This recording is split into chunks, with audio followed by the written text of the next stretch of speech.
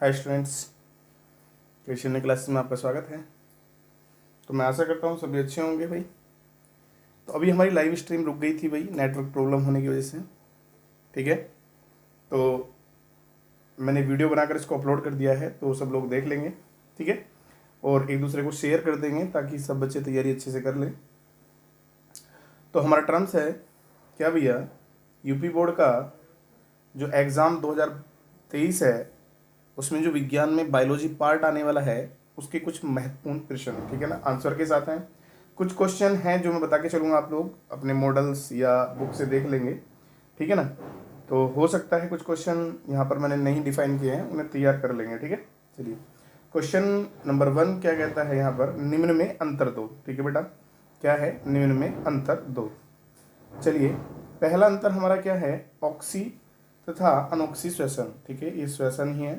ठीक है, तो चलिए ऑक्सी अनऑक्सी श्वसन में क्या अंतर है। ठीक है भाई, तो बेटे जैसे कि नाम से पता चलता है ऑक्सी और अनऑक्सी, तो ऑक्सी से याद रखना ऑक्सीजन की उपस्थिति होगी, अनऑक्सी से याद रखना अनुपस्थिति होगी। ठीक है बेटा, तो ऑक्सी श्वसन की जो क्रिया होती है ये ऑक्सीजन की क्या होती है, उपस्थिति में होती है, जबकि अनऑक्सी श्वसन में क्या होता है, ऑक्सीजन की अनुपस्थिति में होता है ये। ठीक है, सही है भाई। चलिए नेक्स्ट, दूसरा टर्म्स क्या है, यहाँ पर जो ग्लूकोज का पूर्ण ऑक्सीकरण होता है, देखो यहाँ पर इस रिएक्शन पर जरा ध्यान देंगे, तो इसमें कितने भैया 673 किलो कैलोरी ऊर्जा क्या हो रही है, मुक्त हो रही है, जबकि इसमें कितनी होती है 21 किलो कैलोरी ऊर्जा क्या होती है भैया, मुक्त होती है। ध्यान रखेंगे। दूसरी बात क्या है, यहाँ पर जो ग्लूकोज का ऑक्सीकरण होता है वो पूर्ण होता है, जबकि इस क्रिया में क्या है, देखो ग्लूकोज के पूर्ण ऑक्सीकरण के फलस्वरूप 673 किलो कैलोरी उसमें क्या होती है, यह ऊर्जा मुक्त होती है। ठीक है बेटा, जबकि इसमें क्या होता है, पायरुवेट अम्ल के अपूर्ण ऑक्सीकरण के फलस्वरूप होता क्या है, एल्कोहल और कार्बन डाइऑक्साइड बनते हैं, जबकि कितनी 21 किलो कैलोरी ऊर्जा रिमूव होती है। एक बात और भी ध्यान देंगे, यहाँ पर कार्बन डाइऑक्साइड के कितने मोल्स बन रहे हैं भैया 6, जबकि यहाँ पर कितने मोल्स प्राप्त हो रहे हैं 2।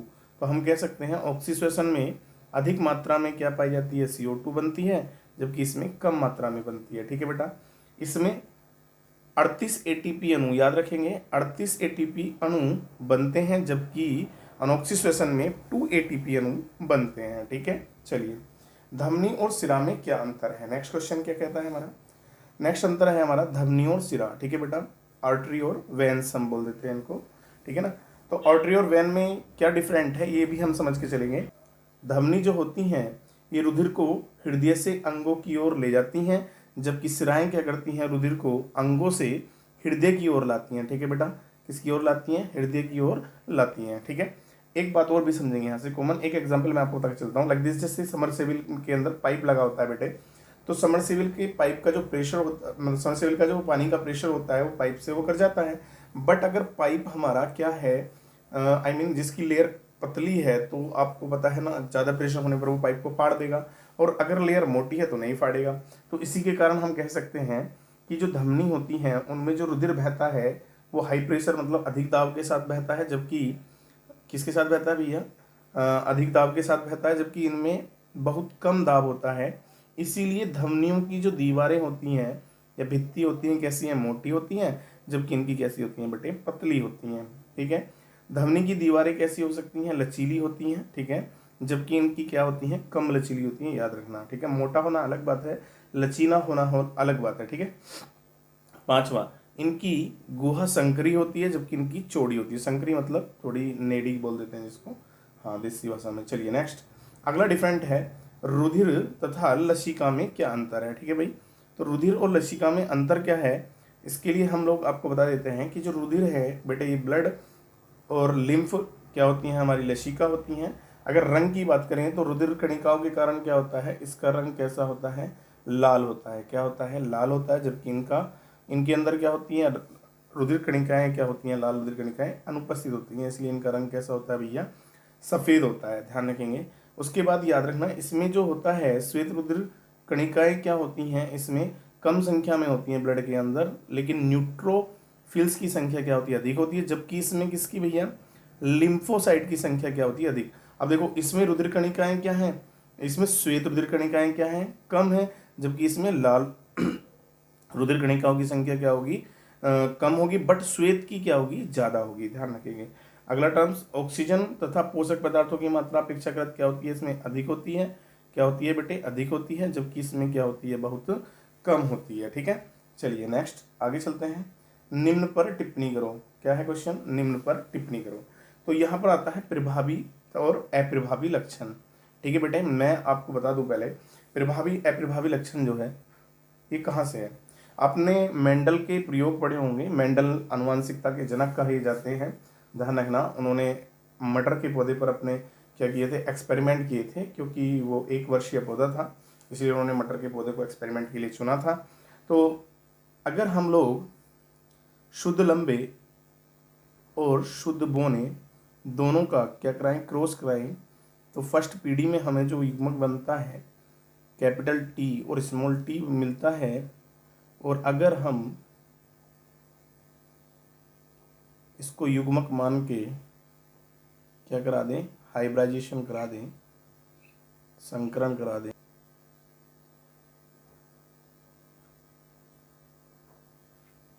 तो इन दोनों के क्रॉस से कैपिटल टी टी बनेंगे, इसके और इसके क्रॉस से कैपिटल टी और स्मॉल टी बनेंगे, इसके और इसके क्रॉस से कैपिटल टी और स्मॉल टी बनेंगे, और इसके क्रॉस से स्मॉल टी और स्मॉल टी बनेंगे। Like this, capital T small T, capital T और स्मॉल टी। ठीक है भाई, और लास्ट में स्मॉल टी और स्मॉल टी। तो ध्यान देंगे यहाँ पर ये। अब इसमें जो है, अगर मैं कहूँ यहाँ पर जो इन दोनों कंडीशन में आ रही है, इसमें जो होता है लंबापन जो होता है इस बोनेपन पे स्मॉल टी पर क्या होता है, प्रभावी होता है। क्या होता है भैया, प्रभावी होता है। ठीक है, कौन सा, लंबापन। तो हम कॉमन कह सकते हैं कि संकरण कराने पर प्रथम पीढ़ी F1 में दो विरोधी लक्षण में से जो लक्षण प्रकट होता है उसे प्रभावी तथा जो छिपा होता है उसे अप्रभावी। देखो कैपिटल टी और स्मॉल टी में जो होता है हमारा प्रभावी कौन सा होता है, लंबापन। लंबापन बोनेपन पर क्या होता है, प्रभावी होता है, इसलिए लंबापन क्या हुआ यहाँ पर, प्रभावी लक्षण हुआ, और बोनापन क्या हो गया, अप्रभावी। एग्जाम्पल ये लिखा है यहाँ पर जब शुद्ध लंबे शुद्ध बोने पौधों के बीच संकरण कराया जाता है तो F1 पीढ़ी के लंबे पौधे प्रकट होते हैं, अतः यह लंबापन क्या होता है, प्रभावी लक्षण, और बोनापन क्या होता है, अप्रभावी लक्षण। ठीक है, चलिए समझ में आ गया होगा। आगे चलते हैं नेक्स्ट। उसके बाद क्रम्स आ जाता है हमारा समयुग्मजी, होमोजाइगस जो होते हैं, समयुग्मजी और विषम युग्मजी। एक होता है हमारा विषम युग्मजी। ठीक है, तो समयुग्मजी का मतलब क्या होता है, लाइक दिस, जैसे कि हमारे पास जीन लाइक या तो कैपिटल टी टी है या स्मॉल टी टी है। ठीक है ना, तो ये कंडीशन किसकी आती है, समयुग्मजी की। तो क्योंकि दोनों युग्मक क्या है, समान है। तो जब युग्मक में दोनों जीन एक जैसे हों, ठीक है ना, कैसे हों, एक जैसे हों, जैसे हों, ठीक है, दोनों जीन प्रभावी या फिर दोनों ही क्या हों, अप्रभावी हों, तो उन्हें क्या कहते हैं, समयुग्मजी। क्या कहते हैं, समयुग्मजी। ठीक है ना, तो केवल एक ही प्रकार के युग्मक बनाते हैं। ठीक है ना, कैपिटल टी या फिर स्मॉल स्मॉल टी। ठीक है, उसके बाद विषम युग्मजी जो होते हैं बेटे, इसमें होता क्या है, इसमें होता है हमारा, अब जैसे कैपिटल टी और क्या जाएगा, स्मॉल टी। अब इसमें क्या है, इसमें दोनों ही जीन क्या है, अलग अलग हैं, एक प्रभावी है दूसरा क्या है, अप्रभावी है। तो ये कौन सा कहलाएगा, हमारा विषम युग्मजी कहलाएगा। ठीक है, चलिए तो चलते हैं नेक्स्ट आगे। उसके बाद आता है नेक्स्ट अगला टर्म्स, फिनोटाइप और जीनोटाइप। ठीक है बेटा, तो ध्यान रखना फिनोटाइप क्या होता है, जीनोटाइप क्या होता है। बेटे फिनोटाइप, जीन मतलब आंतरिक स्ट्रक्चर से मतलब होता है, फिनोटाइप मतलब एक्सटर्नल स्ट्रक्चर से या लक्षण से डिफरेंट, मतलब एक्सटर्नल लक्षण से क्या करता है, संबंध रखता है। तो किसी भी जीव के बाह्य लक्षणों को तो कहेंगे फिनोटाइप, और ठीक है, जीव के जीनी संरचना को क्या कहेंगे, जीनोटाइप। ठीक है, छोटा सा मतलब आंसर है बट अच्छा है। उत्पादक और उपभोक्ता में क्या अंतर है बेटे, उत्पादक, पहली बात तो उत्पादक क्या होते हैं, उत्पादक मतलब जो अपना भोजन स्वयं सूर्य के प्रकाश की उपस्थिति में बनाते हैं, आत्मपोषी होते हैं, स्वयं पोषी होते हैं, क्या कहलाते हैं भैया, उत्पादक कहलाते हैं। ध्यान रखेंगे, तो जीव उत्पादक जीव मंडल के वे घटक हैं जो अकार्बनिक पदार्थ से अपना भोजन स्वयं बनाते हैं, ये आत्मपोषी या स्वयंपोषी कहलाते हैं, जिन्हें हम क्या कहते हैं, उत्पादक कहते हैं। ठीक है बेटा, तो उसके बाद हम बात करेंगे उपभोक्ता जो होते हैं, ये क्या होते हैं, जो प्रत्यक्ष या परोक्ष रूप से क्या करते हैं, पौधों द्वारा बनाए गए भोजन ठीक है ना, पौधों द्वारा बनाए गए भोज्य पदार्थ या भोजन का क्या करते हैं, उपभोग करते हैं, ठीक है ना, उपभोक्ता कहलाते हैं, उपभोग करने वाले उपभोक्ता हो गए, ठीक है ना। तो जैसे कि हम लोग अनाज, बीज, फल, हम क्या हैं, हम उपभोक्ता ही तो हैं, क्योंकि हम अपने भोजन के लिए क्या करते हैं, इस्तेमाल, गेहूँ, है ना, मक्का, अनाज, तो ये चीज़ें हम जो इस्तेमाल कर रहे हैं, तो इसीलिए हम क्या हैं, उपभोक्ता हैं। उपभोक्ता की श्रेणी कितनी होती है बेटे, 3 होती हैं, प्राथमिक, द्वितीयक और तृतीयक, ठीक है। तो पूछ सकता है आपसे। तो प्राथमिक उपभोक्ता जो होते हैं उत्पादकों पर निर्भर करते हैं, जैसे हिरन, ठीक है बेटा, हिरन, चूहा, टिड्डा, बकरी है। और द्वितीय उपभोक्ता क्या होते हैं, जो प्राथमिक उपभोक्ता पर निर्भर करते हैं, जैसे सांप, मेंढक, छिपकली। कैसे, मान लो क्या सांप किसको खा जाता है, चूहे को खा जाता है, ठीक है ना, मेंढक किसको खा जाता है, टिड्डे को खा जाता है, ठीक है ना, छिपकली किसको खा जाती है, टिड्डे को खा जाती है, ऐसे। और तृतीय उपभोक्ता जो होते हैं, ये क्या होते हैं हमारे, गिद्ध, शेर, बिल्ली, ठीक है ना, ये किस पर डिपेंड करते हैं, मतलब आई मीन ये द्वितीय उपभोक्ता को अपना भोजन बनाते हैं, ठीक है। चलिए नेक्स्ट अगला टर्म्स हमारा आता है परितंत्र, ठीक है बेटा। पारितंत्र, पारितंत्र होता क्या है, पारी माने, परि मतलब चारों ओर से, तंत्र माने घिरा हुआ, मतलब एक तरह से। तो किसी भी जैव समुदाय को, किसी भी जैव समुदाय का अपने अजैव वातावरण के साथ गहरा संबंध होता है। जैव समुदाय तथा अजैव वातावरण के संबंध को क्या कहते हैं, पारितंत्र कहते हैं, ठीक है बेटा। जैसे कि मान लो हम लोग जुड़े होते हैं किससे भैया, जीव जंतुओं से, और जीव जंतु जुड़े होते हैं किससे भैया, आई मीन नेचुरल से, प्रकृति से, या फिर हम कह सकते हैं वनों से। तो ऐसे परितंत्र के 2 घटक होते हैं, एक जैव घटक होते हैं, वो अजैव घटक होते हैं, ठीक है ना, जैविक घटक, अजैविक घटक भी कह देते हैं इनको। तो जैविक घटक में तो आते हैं उत्पादक और उपभोक्ता, और अजैविक घटक में क्या क्या आएंगे, अकार्बनिक पदार्थ, कार्बनिक पदार्थ, जलवायु, ठीक है ना, ठीक है ना, पदार्थ, जलवायु कारक, किसमें आएंगे ये हमारे अजैविक घटक में, ठीक है। चलिए नेक्स्ट, अब यहाँ से पॉइंट हमारा बन जाता है, बहुत इंपॉर्टेंट पॉइंट है, खाद्य श्रृंखला और खाद्य जाल में अंतर भी पूछ लेता है, या खाद्य श्रृंखला क्या है ये भी पूछ लेता है, ठीक है बेटा। तो भोजन या फिर ऊर्जा से संबंधित जो आवश्यकताएं होती हैं, उनमें परितंत्र में क्या है, मतलब कुछ ही जातियों के बीच में क्या होता है, संबंध होता है। देखो जैसे यहाँ यहाँ समझ के चलेंगे, ठीक है बेटा। देखो लाइक दिस, जैसे कि पेड़ पौधे हैं हमारे, है ना, पेड़ पौधों से किस पर डिपेंड, हिरन क्या करता है, पेड़ पौधे से भोजन लेता है, ठीक है ना। तो हिरन जुड़ा है पेड़ पौधों से, और पेड़ पौधे जुड़े हैं किससे, मतलब सॉरी, हिरन जुड़ा है पेड़ पौधों से, और हिरन से जुड़ा है कौन भैया, टाइगर, ठीक है ना। टाइगर किसका शिकार करता है, हिरन का। या फिर यहाँ हम बात करें, जैसे कि हमारी क्या होती हैं, फसलें होती हैं, उन पर क्या लगता है, कीट लगता है, टिड्डा, टिड्डे को कौन खाता है, मेढक, मेढक को कौन खा जाता है, सांप, ठीक है बेटा, क्या खा जाता है, सांप। और सांप को कौन खा जाता है भैया, बाज खा जाता है। तो क्या है, एक क्रम बन गया है, तो इसे हम क्या कहेंगे, इसको चैन बोलेंगे, ना कि क्या बोलेंगे, इसको जाल बोलेंगे, तो इसे एक श्रृंखला बोलेंगे, ठीक है बेटा। जिसमें उत्पादक पर कौन डिपेंड करे, प्राथमिक उपभोक्ता, और प्राथमिक उपभोक्ता पर द्वितीय उपभोक्ता, और द्वितीय पर तृतीय उपभोक्ता, ठीक है भैया। तो डेफिनेशन क्या बन जाती है यहाँ से, भोजन या ऊर्जा संबंधी आवश्यकताओं के आधार पर परितंत्र में विभिन्न जातियों के बीच के संबंध को खाद्य श्रृंखला या आहार श्रृंखला कहते हैं। और संबंध क्या है, भोजन का ही संबंध है, ठीक है। चलिए नेक्स्ट अगला आ जाता है हमारा खाद्य जाल, ठीक है भाई, क्या जाता है, खाद्य जाल। लेकिन खाद्य जाल को भी समझेंगे, ठीक है। खाद्य जाल में क्या है, अब देखो लाइक दिस, ये क्या है, हमारे पौधे हैं। अब पौधों को खाने वाले क्या क्या चीज़ें हैं, मतलब रेबिट खा सकता है, रैट भी खा सकता है, ठीक है। या फिर इनके बीजों को कौन खा लेते हैं, कुछ पक्षी, कबूतर वगैरह, टिड्डा खा सकता है। अब टिड्डे को खाने वाला कौन है, मेंढक है। टिड्डे को खाने वाले क्या है, कीट भी हो सकते हैं, समझ में आई बात नहीं। अब टिड्डे को कौन खा सकता है, बाज भी खा सकता है। चूहा, चूहे को कौन खाएगा, चूहा पौधों पर डिपेंड करता है, मतलब पौधों से जो निकले बीज हैं, लेकिन चूहे को बाज भी खा सकता है, चूहे को सांप भी खा सकता है। तो क्या बन गया है, यहाँ पर एक जाल बन गया है। अब बीज खाने वाले पक्षी को कौन खा सकता है, बाज खा सकता है। अब टिड्डे को मेंढक खा रहा है, कीट को भी मेंढक खा रहा है, मेंढक को कौन खा रहा है, सांप खा रहा है, सांप को कौन खा सकता है, बाज खा सकता है। तो ये क्या बन गया है, यहाँ पर एक जाल बन गया है। तो भोजन के रूप में जब क्या जीवधारियों में क्या होता है, परस्पर संबंध होता है, तो उसे क्या कहते हैं, आहार जाल कहते हैं, ठीक है बेटा।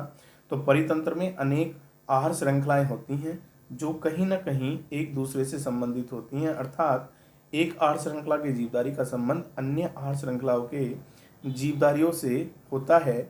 इस प्रकार अनेक आहार श्रृंखलाओं के पारस्परिक संबंध को क्या कहते हैं, आहार जाल या खाद्य जाल कहते हैं, ठीक है भाई।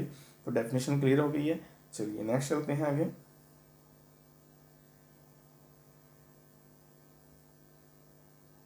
जैव निम्नीकरणीय तथा अजैव निम्नीकरणीय पदार्थ क्या होते हैं। तो बेटे कुछ पदार्थ होते हैं लाइक दिस, जैसे कि मैं बात करूं किसकी भैया, जीवाणु या मृतोपजीवी होते हैं, वो क्या करते हैं, हमने देखा कुछ खाद्य पदार्थ जो होता है जो समय तक ज़्यादा रह जाता है तो सड़ गल जाता है, उसमें बदबू हो जाती है, कुछ समय पर अपघटित हो जाता है, ठीक है ना। तो अगर हम बात करें जो हमारे पदार्थ कुछ मृतोपजीवियों या जीवाणु द्वारा, देखो जैसे कि यहाँ पर कह रहा है कुछ पदार्थ जीवाणु अथवा मृतोपजीवियों द्वारा अपघटित हो जाते हैं, परंतु कुछ पदार्थ इनके द्वारा अपघटित नहीं होते जो लंबे समय तक पर्यावरण में बने रहते हैं। तो जो पदार्थ जैविक प्रक्रमों द्वारा अपघटित हो जाते हैं वे जैव निम्नीकरणीय, तथा जो इस प्रक्रम में अपघटित नहीं होते अजैव निम्नीकरणीय कहलाते हैं। जैसे बता देता हूँ मैं आपको, मान लो सपोज करो खाद्य पदार्थ में लो, फल ले लो कोई भी, है ना, आपने देखा वो सड़ जाता है, गल जाता है, फिर अपने आप ही क्या हो जाता है, अपघटित हो जाता है। बट जैसे कि हम पॉलीथीन की बात करें, है काफी समय तक मृदा में ऐसे ही बनी रहती है उसकी मात्रा, तो क्या कहलाएगा हमारा अजैव निम्नीकरणीय पदार्थ, ठीक है। या कुछ केमिकल्स होते हैं। चलिए, पादपों में लैंगिक जनन, ठीक है बेटे, एसेक्सुअल रिप्रोडक्शन इन प्लांट, ठीक है। तो हमारे जो जनन होता है बेटे दो टाइप्स का होता है, एक सेक्सुअल रिप्रोडक्शन होता है और होता है हमारा एसेक्सुअल, ठीक है ना। तो एसेक्सुअल रिप्रोडक्शन में कुछ टॉपिक बहुत इंपॉर्टेंट है, इस पर क्वेश्चन जरूर पूछ लिया जाएगा और इसमें थोड़ा सा आपको पढ़ना भी पड़ेगा, ठीक है बेटा। तो केवल एक जनक द्वारा एक नई पीढ़ी का सृजन होने को अलैंगिक जनन कहते हैं, और अलैंगिक जनन में देही कोशिकाओं से नए जीव उत्पन्न होते हैं, ठीक है बेटा। इसमें क्या है मतलब लैंगिक अंग भाग नहीं लेते या लिंग भाग नहीं लेते, ध्यान रखना, युग्मक। तो इसमें क्या होते हैं हमारे पास देही कोशिकाएं भाग लेती हैं, ठीक है। अलैंगिक जनन में देही कोशिकाओं से नए जीव उत्पन्न होते हैं तथा जनन इकाइयां या तो बनती ही नहीं अथवा बिना अर्धसूत्री विभाजन से बनती हैं, ठीक है ना। तो पादपों में अलैंगिक जनन की क्या है, निम्न विधियां हैं। वो कौन कौन सी विधियां हैं बेटे, एक तो होती है हमारी विखंडन, एक बीजाणु निर्माण, मुकुलन, खंडन, कायिक जनन, एक पुनरुद्भवन होती है, ठीक है ना। तो कुल मिला के बात ये है कि आप लोगों को भाई ये सारी पढ़नी है, क्योंकि इन पर छोटी छोटी टिप्पणी आ जाती हैं, तो मैंने इनको विस्तार से नहीं समझाया है, ठीक है, ताकि वीडियो लॉन्ग ना हो। इसीलिए आपको क्या करना है, अपने मॉडल या अपनी बुक की सहायता से इनको पढ़ लेना है जरूर याद करके। चलिए नेक्स्ट क्वेश्चन चलते हैं। इंपॉर्टेंट क्वेश्चन है, परागकण की परिभाषा लिखिए, परागकण की विभिन्न विधियों को संक्षिप्त में विवरण दीजिए, ठीक है ना, इसके महत्व को समझाइए।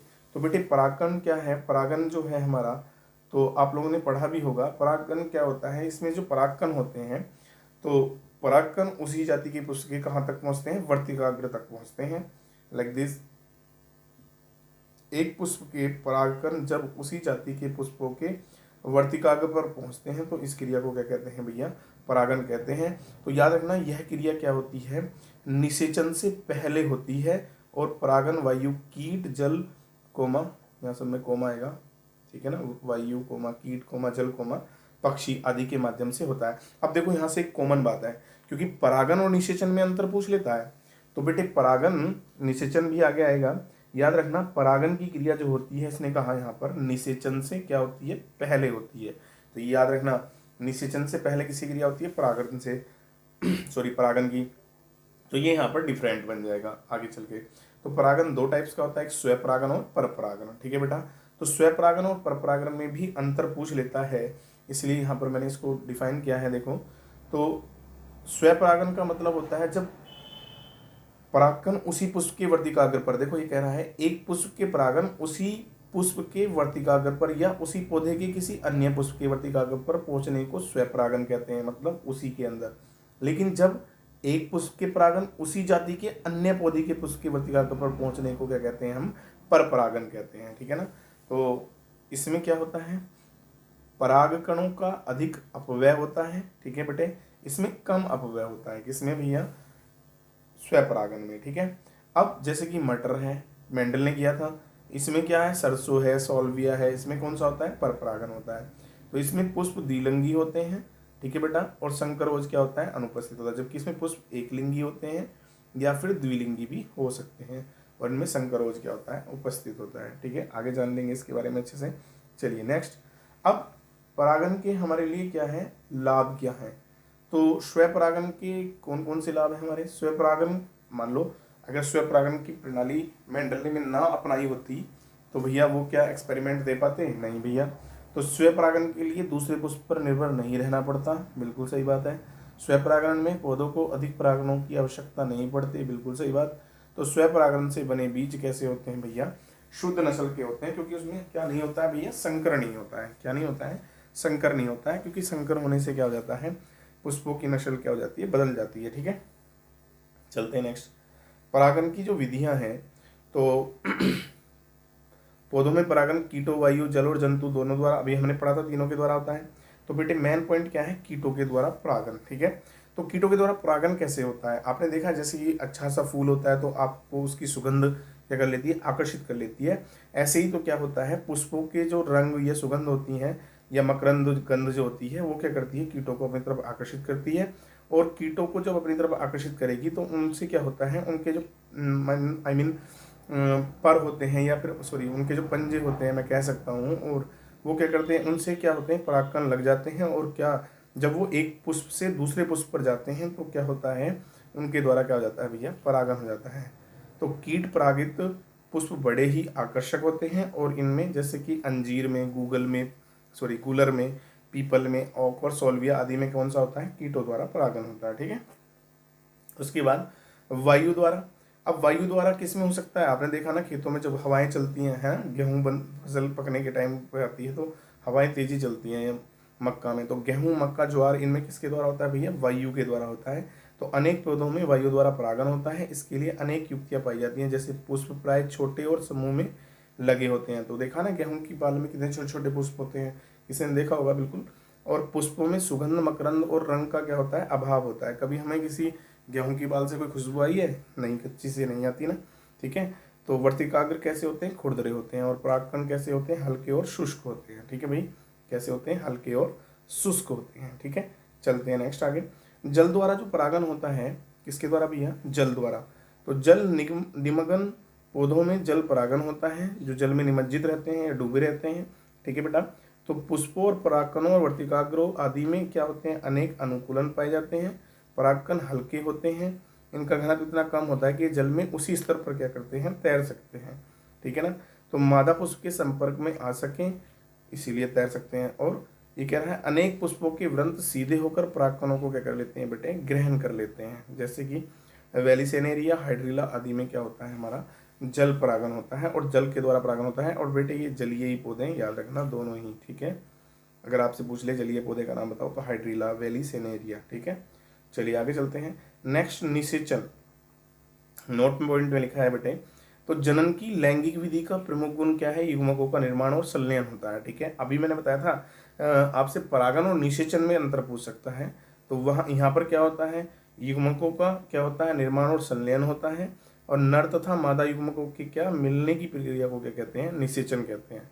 जबकि वहाँ क्या था, परागकणों का क्या था, एक पुष्प से दूसरे पुष्प की वर्तिकाग्र पर पहुंच रहा था।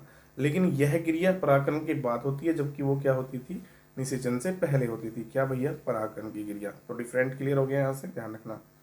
भारतवर्ष में जनसंख्या वृद्धि के कारण, नेक्स्ट क्वेश्चन क्या आता है, भारतवर्ष में जनसंख्या वृद्धि के कारण तथा परिवार नियोजन के उपायों का वर्णन करो। इंपोर्टेंट क्वेश्चन है, या फिर ऐसे पूछ सकता है, मानव जनसंख्या को नियंत्रित करने वाले उपायों को उल्लेख कीजिए। ठीक है, जनसंख्या वृद्धि के कारण होने वाली हानि और जनसंख्या वृद्धि को रोकने के लिए किए गए उपायों का वर्णन कीजिए। मैंने यहाँ कई सारे क्वेश्चनों को एक साथ दिया है।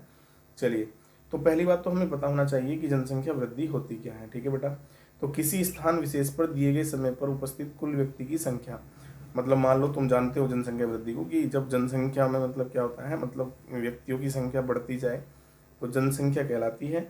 और इकाई समय में व्यक्तियों की संख्या में होने वाली वृद्धि को क्या कहेंगे, हम जनसंख्या वृद्धि कहेंगे। ठीक है बेटा, अब जनसंख्या वृद्धि के कारण जो होते हैं उनको हेडिंग बना के करते हैं। तो मैंने यहाँ पर 4 हेडिंग दिखाई हैं और चारों हेडिंग को आपको खुद लिखना है। ठीक है बेटा, निम्न सामाजिक स्तर, मतलब हमने देखा है कुछ विडम्बनाएं होती हैं हमारे समाज में, तो जो हमारे मतलब देश का सामाजिक स्तर बहुत लो है, उसके कारण क्या है, जनसंख्या वृद्धि होती है।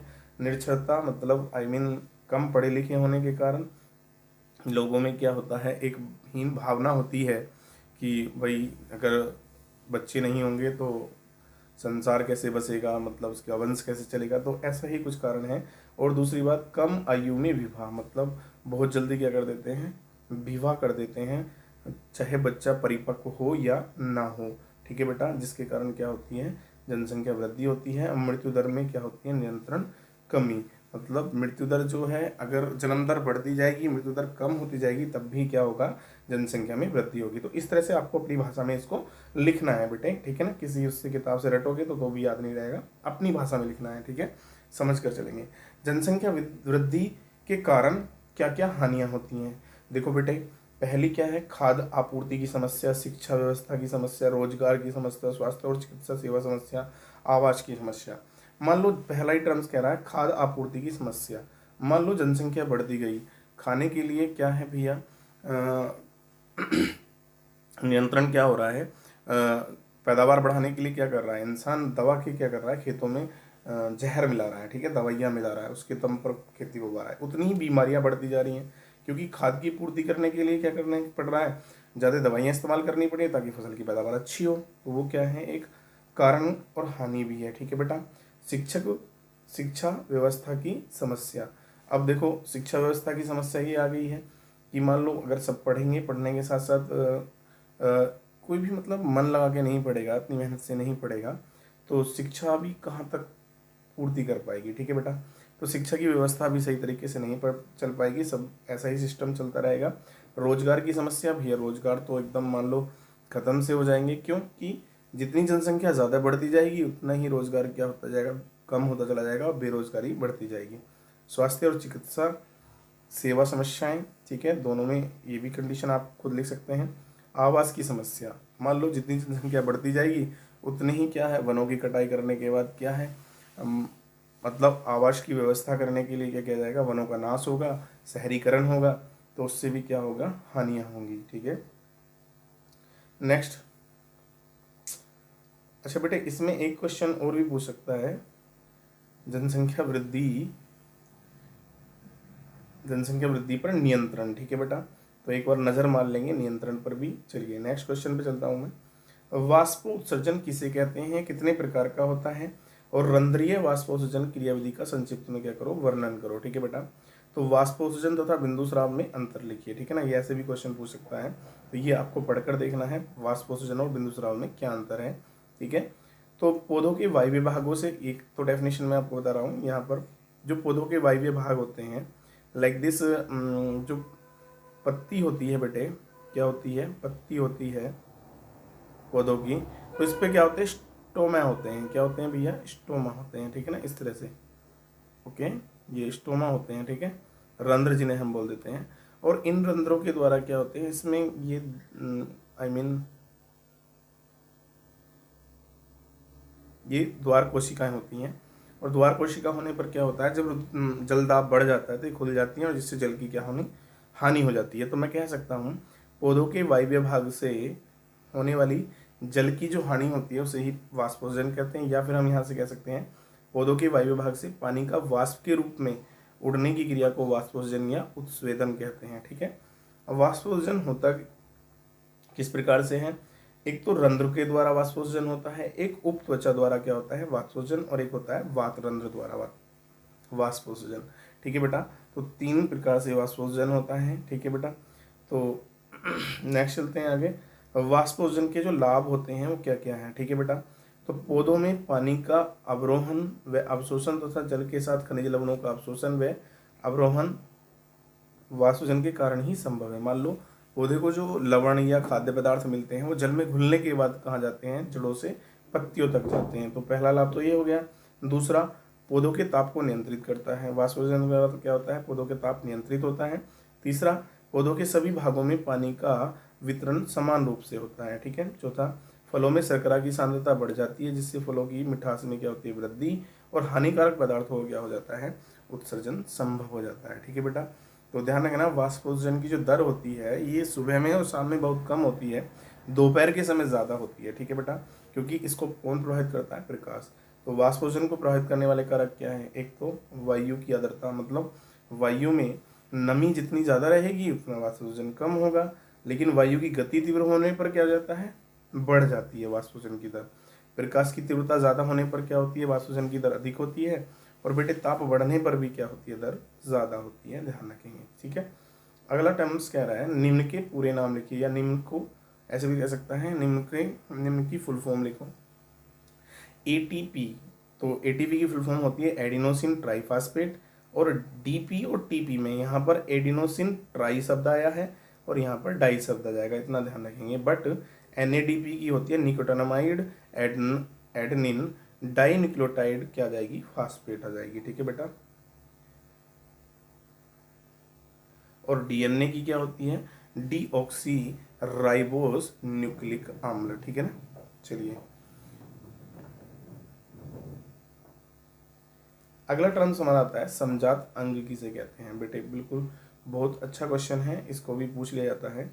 समजात अंग, देखो समजात अंग में आपको दिखाई दे रहा होगा यहाँ पर मैंने आर्टिकल्स दिखाया है। देखो मनुष्य, चिंपैंजी, सिंह, सील और चमगादड़। ठीक है बेटा। तो इन सब के क्या दिखाई दे रहे हैं हमें ये क्या दिखाई दे रहे हैं, अग्रभाग कह सकता हूँ मैं, कह सकता हूँ हाथ कह सकता हूँ। ठीक है ना। तो इन सब में क्या है, देखो इन सब की संरचना देखिए, इन सब की संरचना में देखो ये चीज सब में कॉमन दिखाई दे रही है। क्या दिखाई दे रही है, सब में कॉमन दिखाई दे रही है। मतलब इन सब के अंदर क्या होती है, रेडियस अल्ना होती है। इसमें कार्पल्स भी होती हैं, इनमें भी कार्पल्स होती हैं, मेटाकार्पल्स भी होती हैं। ठीक है ना। और इनमें हार्मोरस भी होती है। तो हम क्या कह सकते हैं, इनकी स्ट्रक्चर तो क्या है, संरचना तो समान है, बट इनके कार्य क्या हैं, अलग अलग हैं। क्योंकि चमगादड़ के लिए उड़ने के कारण, सील के लिए तैरने के लिए, सिंह के लिए दौड़ने के लिए, चिंपैंजी के लिए छलांग मारने के लिए, मनुष्य के लिए सामान ढाने के लिए। तो इसे मान लो, तो हम कह सकते हैं यहाँ पर क्या कि जो ये अंग उत्पत्ति में तो क्या होते हैं, समान बिल्कुल। ये अंग मूल रचना में एक जैसे होते हैं, बट कार्य के अनुसार इन अंगों की बाह्य आकार में क्या होता है, अंतर होता है। बेटा ये अंतर यहाँ आएगा, होता है। ठीक है बेटा, यहाँ से क्रॉस हो जाएगा। बाह्य आकार की में क्या होता है, अंतर होता है। जैसे सील के फ्लीपर, पक्षी के पंख, घोड़े की अगली टांगे, मनुष्य के हाथ। तो मूल रचना क्या होती है, एक जैसी। मैंने क्या बताया था अभी, हामुरस, रेडियस अल्ना, कार्पल्स, मेटाकार्पल्स सभी में पाई जाती हैं, बट इनके कार्य क्या होते हैं, अलग होने के कारण बाह्य संरचना क्या होती है, अत्यंत भिन्न होती हैं। ठीक है। चलिए नेक्स्ट आ जाता है हमारा संवृत्ति अंग। तो संवृत्ति अंग में क्या होता है बेटे, इनकी क्या होती हैं, जैसे कि बैट्स है। ठीक है ना, क्या है, बैट, चमगादड़ है, बर्ड है। ठीक है ना, इंसेक्ट है। ठीक है ना। अब इनकी जो होती है क्या मूल रचना तो क्या होंगी इनकी भिन्न भिन्न, लेकिन कार्य सबका क्या होगा, समान। क्योंकि सभी इनसे क्या करती हैं, उड़ने का काम करती हैं। ठीक है बेटा। तो यहाँ पर क्या है, तो ये अंग उत्पत्ति में क्या होते हैं, भिन्न भिन्न होते हैं, और ये अंग मूल रचना में भी क्या होते हैं, भिन्न होते हैं। कार्य एक जैसा होने के कारण एक समान दिखाई देते हैं। ये अभिसारी विकास का क्या है, परिचायक है। तो तितली, टेरिडोक्टाइल पक्षी तथा चमगादड़ के पंख उड़ने का कार्य करते हैं। इनकी उत्पत्ति अलग अलग प्रकार से होती है, और मूल रचना क्या होती है इनकी, भिन्न भिन्न होती है। ठीक है बेटे, ध्यान रखना। चलिए नेक्स्ट, जीव विकास के वाद। अब जीव विकास के जो वाद हैं वो कौन कौन से वाद हैं बेटे, जीव विकास में लैमार्कवाद, डार्विनवाद, उत्परिवर्तनवाद। तो मैं बता देता हूँ, लैमार्कवाद लैमार्क ने दिया, डार्विन ने दिया, और इसको हुआंगो डिविरिच ने दिया। ठीक है बेटा। जीवों में अकस्मात होने वाली उत्पत्ति को क्या कहते हैं, अचानक होने वाली, किसको भैया, परिवर्तन को ही क्या कहते हैं, हम उत्परिवर्तन कहते हैं। ठीक है, ध्यान रखना। अब डी लैमार्क ने सन 1744 1829 के बीच में, सन 1809 में सर्वप्रथम क्या किया, विकास की वैज्ञानिक व्याख्या दी, जिसे लैमार्कवाद से जाना जाता है या लैमार्कवाद कहते हैं। अब लैमार्कवाद की विशेषताएं क्या थी, वातावरण का सीधा प्रभाव, अनुकूलन की प्रवृत्ति, अंगों का उपयोग, उपार्जित लक्षणों की वंशागति। ठीक है बेटा। तो यहाँ पर मैंने हेडिंग दिखाई है, आपको ये जरूर याद रखनी है। अगर बाई चांस से पेपर में आपको हेडिंग याद रह जाती है, उनके अंदर आपने कुछ भी बना के मतलब थोड़ा सा उसके हिसाब से लिख दिया, मतलब हो उसी विषय पर आधारित, तो आपको नंबर पूरा मिलेगा, ध्यान रखना। और आप अगर लूल पुल लिख रहे हैं कुछ, तो वही नंबर नहीं मिलेगा, ध्यान रखना। ठीक है। तो उनका जो उदाहरण था, क्या था, जिराफ पर उन्होंने उदाहरण दिया था लैमार्क ने, कि जिराफ जब पहले मतलब छोटी घास खाता था तो उसकी गर्दन छोटी थी, लेकिन धीरे धीरे जंगलों की घास खत्म होने लगी तो वो पत्तियां खाने लगा, और पत्ते खाते खाते उसे गर्दन क्या करनी पड़ी, ऊपर उठानी पड़ी। इस प्रकार से जिराफ की क्या होगी, गर्दन लंबी हो गई। तो इसके बारे में किसने बताया भैया, लैमार्क ने बताया। तो बेटे ये टर्म्स पढ़ लेंगे, बहुत इंपॉर्टेंट टर्म्स हैं। इनमें से किसी एक टर्म्स के बारे में पूछ लेता है, क्योंकि मैंने ज़्यादा क्वेश्चनों पर जोर दिया है, यहाँ पर आंसर पर कम दिया है। लेकिन इसमें कुछ क्या पाए गए थे, लैमार्क की कुछ आलोचनाएं थी, उन पर भी नजर मार लेंगे, ठीक है। उसके बाद चार्ल्स डार्विन ने क्या किया, विकासवाद या जैव विकास की अति सुंदर तथा सरल विधि से क्या की, प्रमाणित सहित व्याख्या की उन्होंने। अब जीवों में संतानोत्पत्ति, ये इंपॉर्टेंट है, जीवों में संतानोत्पत्ति उत्पत्ति की प्रचुर क्षमता, जीवन संघर्ष, सामर्थ्य और जीवत्व का यह प्राकृतिक वर्ण, विभिन्नता और आनुवंशिकता, वातावरण के प्रति अनुकूलता और नई जातियों की उत्पत्ति, ठीक है बेटा। तो यहाँ से ध्यान रखेंगे, उन्होंने कहा था कि जीवों में संतानोत्पत्ति की प्रचुर क्षमता, मतलब कि प्रत्येक जीव के अंदर अपने समान संतानों की उत्पत्ति करने की या उत्पन्न करने की क्षमता होती है। जीवन संघर्ष ये कहता है केवल वही जीव जीता है या उसको ही प्रकृति जीने का हक देती है जो दुनिया में संघर्ष करता है। सामर्थ्य का जीवन या प्राकृतिक वर्ण, मतलब प्रकृति ही उसका चयन करती है बेटे, प्रकृति जिसको चाहेगी मतलब वो जिएगा और जिसको नहीं चाहेगी वो नहीं जिएगा, ठीक है ना। और विभिन्नताएं तथा आनुवंशिकता, मतलब माता पिता से किसके अंदर भैया, संतानों में कुछ आनुवंशिक लक्षण और कुछ विभिन्नताएं क्या करती हैं, प्रवेश करती हैं। वातावरण के प्रति अनुकूलता, मतलब जो वातावरण के प्रति या तो अपने आप को क्या कर लेगा, अनुकूल कर लेगा तो ठीक ठीक है, वरना वो वातावरण के अंदर जी नहीं पाएगा। नई जातियों की उत्पत्ति, और इसी प्रकार से क्या है भैया, प्रत्येक जीव क्या करता है, नई जातियों की क्या करता है, उत्पत्ति करता है, ठीक है। तो इनको और विस्तार से थोड़ा पढ़ लेंगे आप लोग। चलिए नेक्स्ट चलते हैं आगे। जीवों में शरीर सरलता से, हाँ यहाँ पर विकास के बारे में बताया गया बेटे। तो जीवों के शरीर में जो है वो सरलता से जटिलता की तरफ क्या हुआ था, विकास हुआ था, ध्यान रखना, ठीक है बेटा। एक टॉपिक इसमें आता है जीवाश्म, इसको भी आप लोग अच्छे से पढ़ लेंगे। जीवाश्म जैसे कि आपने पढ़ा है, जीवों के जो अंश होते हैं, मृत जीव जंतुओं के जो अंश होते हैं, ठीक है बेटा। तो उनसे रिलेटेड ये टर्म्स है, हमारा जीवाश्म पढ़ लेंगे। नेक्स्ट टर्म्स हमारा आता है मनुष्य में लिंग निर्धारण, सेक्स डिटर्मिनेशन इन मेंस, ठीक है बेटा। तो आप लोग जैसे कि जानते हैं कि मानव जाति में 23 जोड़ी गुणसूत्र होते हैं, बहुत सरल है ये, गुणसूत्र होते हैं। 22 जोड़ी ऑटोसोम्स होते हैं और एक जोड़ी क्या होता है इसमें, लिंग गुणसूत्र होता है। लाइक दिस, या तो एक्स एक्स हो सकता है या फिर एक्स वाई हो सकता है, ठीक है बेटा। तो याद रखना, वाई गुणसूत्र जो होता है ये छोटा होता है किसकी अपेक्षा, एक्स की अपेक्षा, ठीक है ना। तो पुरुषों में एक्स वाइज होते हैं और स्त्रियों में एक्स एक्स होते हैं, ठीक है बेटा। चलिए देखो यहाँ पर स्ट्रक्चर दिखाई गई है एक्स और वाई की, ठीक है ना। तो देखो एक्स गुणसूत्र क्या है, वाई से क्या है भैया, बड़ा है, जबकि यहाँ दोनों क्या है, समान है, ठीक है। चलिए नेक्स्ट आगे। उसके बाद देखो यहाँ पर ये चेकर बोर्ड आपको जरूर दिखाना पड़ता है, यहाँ पर ध्यान देकर चलेंगे। ये स्त्री के लिए, ये पुरुष के लिए। पुरुषों में शुक्राणु होते हैं 44, मतलब 44 या 22 जोड़ी। जो ऑटोसोम्स होते हैं सब में सेम होते हैं, चाहे वो स्त्री हो या पुरुष हो। लेकिन एक जोड़ी गुणसूत्र जो होते हैं ये क्या होते हैं भैया, अलग होते हैं। पुरुषों में एक्स वाई, जबकि फीमेल्स में एक्स एक्स होते हैं। तो 22 प्लस एक्स और 22 प्लस वाई और 22 प्लस एक्स और 22 प्लस एक्स। तो दोनों को मानकर मैं क्या कर रहा हूँ, यहाँ ओव्यूल मतलब अंडाणु, यहाँ शुक्राणु स्पर्म, मतलब दोनों के बीच में फर्टिलाइजेशन करा रहे हैं। तो ये वाला पार्ट इस वाले पार्ट के साथ क्या करेगा, पहले क्रॉस करेगा, तो हमारे ये आ जाएंगे, फिर ये इसके साथ क्रॉस करेगा, फिर ये इसके साथ क्रॉस करेगा, फिर ये इसके साथ क्रॉस करेगा। इस प्रकार से 22 22 44 एक्स एक्स, ठीक है बेटा, 22 22 44 x x, 22 44 x y, 22 44 x y. तो मतलब इसमें होगा क्या भैया,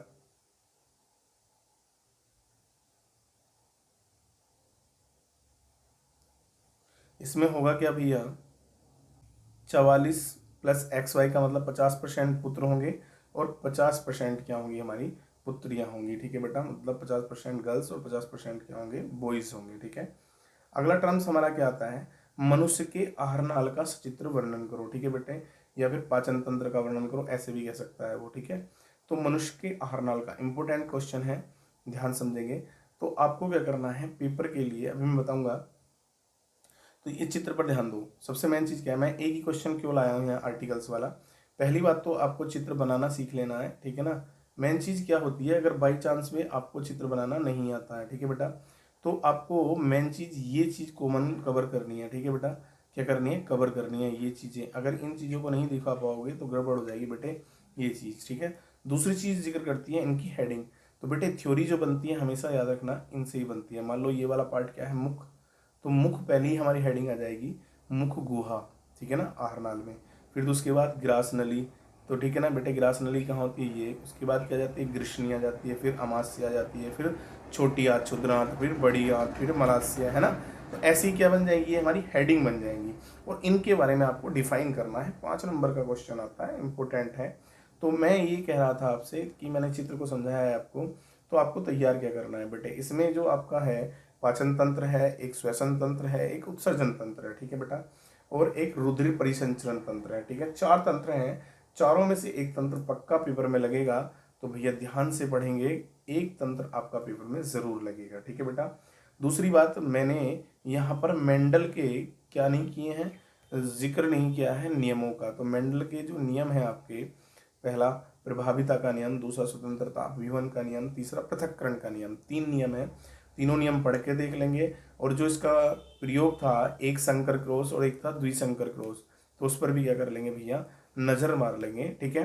तो इस प्रकार से मैंने कुछ क्वेश्चनों की आपको नॉलेज दी है, तो इस प्रकार से आप लोग अच्छे से तैयारी करेंगे, ठीक है बेटा। तो आज के लिए इतना ही, फिर अच्छे से मेहनत करना, पेपर अच्छे दिखाना, ठीक है ना, अच्छे से दिखाना, ताकि मुझे भी गर्व रहे तुम पेपर मेरे द्वारा पढ़ाने के बाद अच्छे से देख आए हो, ठीक है। फिर मिलते हैं पेपर के बाद, ठीक है, एक लाइव वीडियो के साथ। तब तक के लिए धन्यवाद, ठीक है भाई।